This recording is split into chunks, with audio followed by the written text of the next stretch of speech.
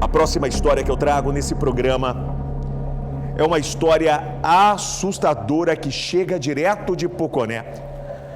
Segura essa imagem, é uma adolescente, 14 anos de idade, uma criança praticamente. Ferraz, no que essa menina se envolveu? Essa menina supostamente teria sido estuprada. Quem cometeu esse crime? Supostamente um outro adolescente de 14 anos de idade. Vai acompanhando a linha de raciocínio. Essa menina grávida, segundo ela, foi expulsa de casa, foi morar na casa de amigas. Um belo dia, ela sai para beber. Sai para beber, sai para conversar, tal e coisa. Teria consumido drogas, segundo a versão dela contada para a polícia, e teria sofrido um aborto dentro de casa. E o que é que ela faz? Segundo a polícia, ela pega a criança e joga para um cachorro comer.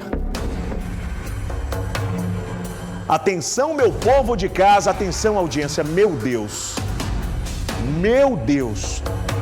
Alô Cuiabá, alô Várzea Grande, todo o Mato Grosso acompanhando o Ferraz. Essa história é exclusiva. A reportagem acaba de ficar pronta. Bruno Pinheiro é o dono da história. Ele está ao vivo comigo. Daqui a pouco nós vamos trazer essa história completa, hein, Bruno? Porque o negócio não é fácil, hein, cara? Aliás, Marcelo, meu querido, eu não entendi. A reportagem está pronta ou não está? Daqui a pouco nós vamos dar a história completa. Em instantes, o Bruno Pinheiro vai vir com essa história completa, não é mesmo, Bruno? Exatamente, Ferraz, é uma história que chama a atenção. Uma adolescente que tem um histórico de vida muito conturbado, na verdade. Imagina só, uma criança que estava gerando uma outra criança. Uma história que chama a atenção, os relatos realmente do Conselho Tutelar e, claro, um esforço do homem, na verdade, da Polícia Civil, Dr. Maurício Maciel, para tentar entender.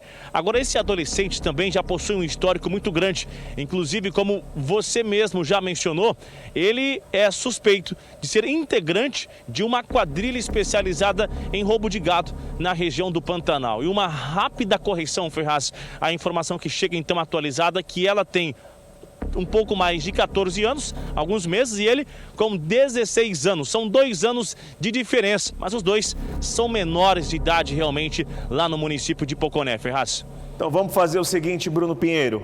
A reportagem é forte, a audiência desse programa nesse exato momento esperando a história exclusiva.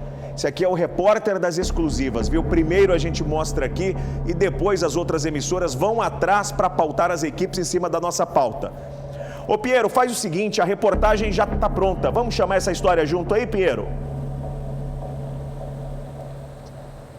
Vamos acompanhar. Exclusivo. A escolha entre a vida e a morte. A interrupção da gestação. A remoção da gravidez. O aborto, um crime no Brasil. 80.948. Esse é o número de procedimentos realizados pelo SUS após abortos mal sucedidos só em 2020. Estamos em Poconé. Uma garota de 14 anos vítima de um estupro de vulnerável. Uma história que deixou marcas além das tatuagens estampadas pelo corpo da menor. O Conselho Tutelar teve informação de que essa adolescente estaria gestante, uma gestação de 4 meses, né? Em princípio, a concepção teria ocorrido em dezembro do ano passado, época em que a adolescente teria 13 anos.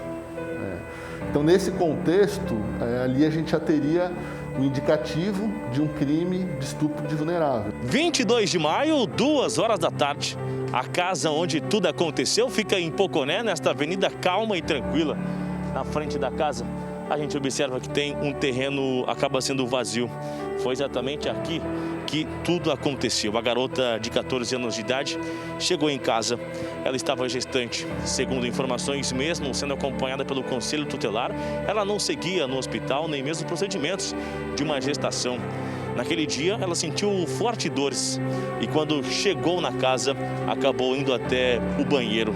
Em um relato para a polícia, em depoimento também ao Conselho Tutelar, a garota disse que havia ingerido bebida alcoólica e que estava com os amigos e também em meio a alguns membros da família. Quando chegou na casa, ela foi diretamente ao banheiro.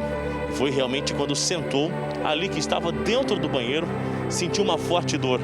Quando olhou, realmente viu que o feto havia descido e estava com bastante sangramento. Segundo informações, esse feto ele foi jogado via janela do banheiro aqui da casa. A residência que a gente vai entrando, que a gente vai acompanhando de perto é essa. Olha só, lá na frente existem as crianças e, segundo informações, com bastante frieza foi revelado que o feto foi jogado nesse terreno baldio e logo depois um cachorro teria comido realmente esse feto. O que é bastante forte em toda a investigação é que uma criança acabou dizendo que conseguiu visualizar como era esse feto, que tinha um pouco de cabelo, o nariz um pouco que achatado e que na verdade viu quando o cachorro acabou comendo esse feto.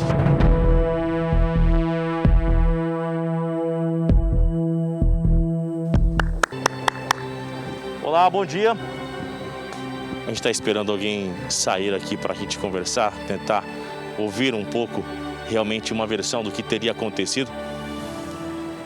Apesar de todos os esforços, nós não conseguimos conversar com o responsável maior aqui com as crianças que moram na casa, que seria a madrasta ou realmente o esposo, o pai responsável da garota de 14 anos de idade.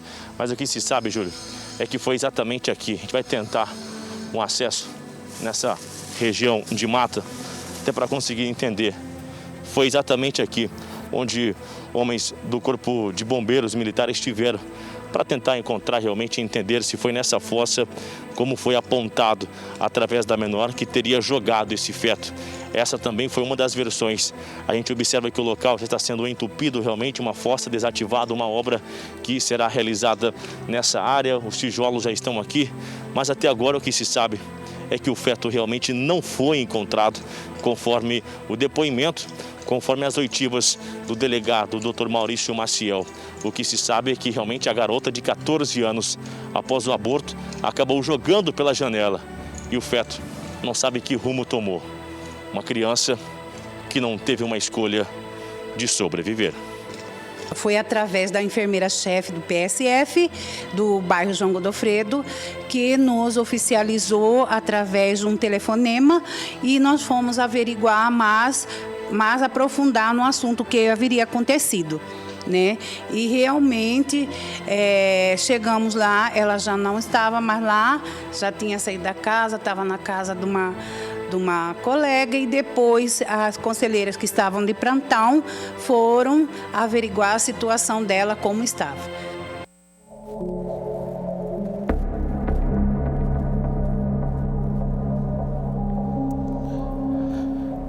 Cuiabá, Várzea Grande e mais de 130 cidades acompanhando o nosso programa nesse exato momento aqui em Mato Grosso. Brasil afora também, pessoal em Porto Velho, alô Rondônia. Olha que história macabra. A adolescente supostamente teria engravidado após ter sido violentada, estuprada. Ela teria sofrido um aborto espontâneo depois de 3, 4 meses. O feto já estava formado, né, cara? Tinha cabelo, tinha boca. Ela supostamente teria sofrido um aborto espontâneo e jogado esse feto para um cachorro comer. Ela diz que não, que tinha escondido o corpo aí. Bruno Pinheiro, que história macabra, hein, cara? Quem chega agora na audiência do nosso programa até duvida de uma história como essa. Adolescente, 14 anos de idade, supostamente estuprada, engravida e no 4º mês ela perde a criança e joga para um cachorro comer, cara. Que história maluca, hein, Pinheiro? Como é que você conseguiu lidar com essa situação lá, hein, Bruno? Um pouco mais de 22 semanas de gestação. É um caso semelhante com uma história que nós contamos com exclusividade lá em Sorriso, onde Ramira acabou matando também o filho de 4 meses e depois enterrando e jogando ao cachorro também de estimação. É um caso muito semelhante. Uma garota de 14 anos de idade que teve uma infância roubada, Ferraz, por conta de uma família, uma história muito complicada. A mãe abandonou a filha, ela ficou, só para ter uma ideia, com seus irmãos, são 4 filhos, já ficou com a guarda do Conselho Tutelar. Depois de muito tempo, a família conseguiu resgatar as crianças e agora mais uma vez se vê envolvida em mais uma história. É uma residência muito simples, uma família muito humilde e só para ter uma ideia, Ferraz, que não conta na reportagem, mas vamos atualizar que esse adolescente que estava namorando com ela, que acabou engravidando a garota, ele não foi ainda identificado, mas segundo informações já está em outro relacionamento com uma amiga da menor e essa amiga, que também é menor, ela também está gestante. Ferraz, veja que história, veja o que esse adolescente já conseguiu fazer ao longo dos seus 16 anos. São algumas tentativas de homicídios e 2 garotas gestantes, só por conta do rapaz. Muito bem, meu querido Bruno Pinheiro. Atenção, Mato Grosso, Cuiabá, Várzea Grande e algumas cidades em todo o Brasil. Confira agora a segunda parte dessa reportagem exclusiva no nosso programa. O suposto namorado e autor do abuso, ele também é menor de idade. É envolvido em vários atos infracionais na região, como furtos e tentativas de homicídios. O menor também é suspeito de integrar uma quadrilha especializada em roubo de gado na região do Pantanal mato-grossense. Ele já responde alguns procedimentos pela prática de atos infracionais, até mesmo atos infracionais graves.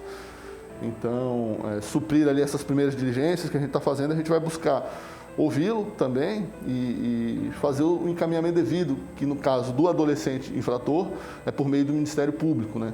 Sendo passível, a critério do Ministério Público, demandar uma internação provisória desse adolescente ou aplicação de outra medida socioeducativa, né?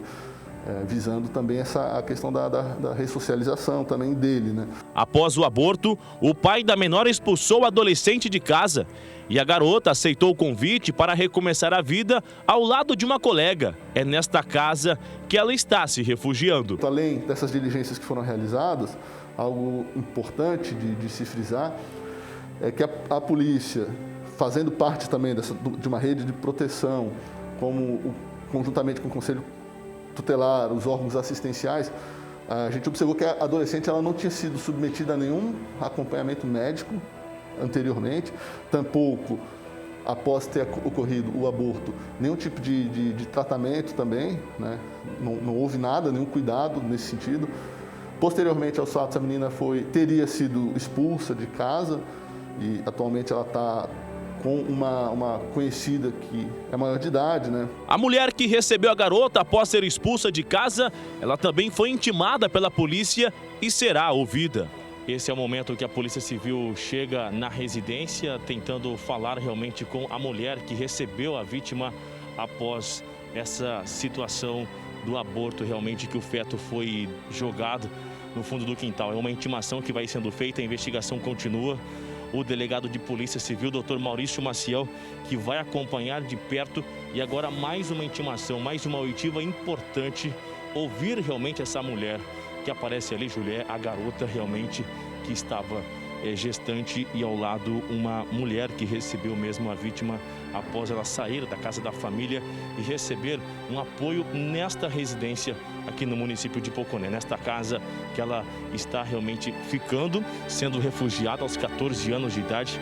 Aparentemente um caso bastante complicado, emblemático, mas que a polícia continua tentando entender o que aconteceu no dia 22 de maio, quando a garota chegou à residência muito alcoolizada e de repente o aborto foi registrado.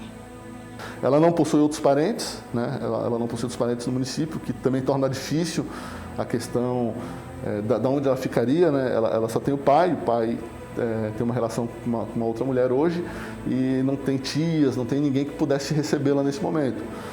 Essa parte de onde a adolescente vai ficar acaba sendo o encargo do Conselho Tutelar, que vai verificando, né, acompanhando para ver se ela está no ambiente que ela está agora, um ambiente adequado, seguro. O caso continua sendo investigado. O apoio do Conselho Tutelar é imprescindível neste momento. E foi assim que a garota deixou a delegacia de Polícia Civil após ser ouvida. Apenas um fato será eterno: o aborto é, antes de tudo, morte.